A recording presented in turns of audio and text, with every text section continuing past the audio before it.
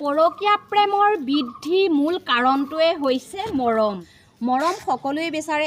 এই মৰমকণৰ কাৰণে সকলো খেলি মেলি হৈ আছে। সেইকাৰণে মই পৰকীয়া প্ৰেমৰ বিষয়ে আগতে ভিডিঅ' এটা দিছিলোঁ। বহুতে প্ৰশ্ন কৰিছিলে যে আপুনি যে মাইকীগৰাকীকে যে জগৰ দি আছে, মতা আৰু সমান জগৰীয়া। সেইকাৰণে মই আজি ভাবিলোঁ আপোনালোকৰ মাজত খুব ধুনীয়াকৈ এটা ভিডিঅ' প্ৰস্তুত কৰোঁ আৰু আপোনালোকৰ মাজলৈ আগবঢ়াই দিওঁ। মানুহজনে যিহেতু মৰম নকৰে, কথাই প্ৰতি যেতিয়া চৰ ঘোচা মাৰিবলৈ ধৰে আৰু সেই সময়ত যদি কোনোবাই দেহা সোণ কলিজা বুলি মতা যায়, তেতিয়ানে তেওঁ সেই পুৰুষজনৰ মানে বেলেগ পুৰুষজনলৈ মন ঢাপলি মেলে।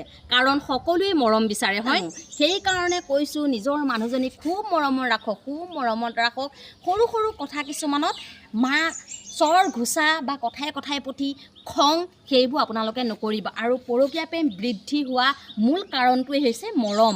আপোনালোকে যিমান মৰম কৰিব মাইকীজনীক, সিমান আপোনালোকক আবৈ সময় ধৰিব। সৰু সৰু কিছুমান কথাত আপুনি যদিও মাৰিছে, যদিও কিবা কৰিছে, সেইখিনি কথা কিন্তু যদি পিছত আপুনি মৰমত বুজাই দিয়ে,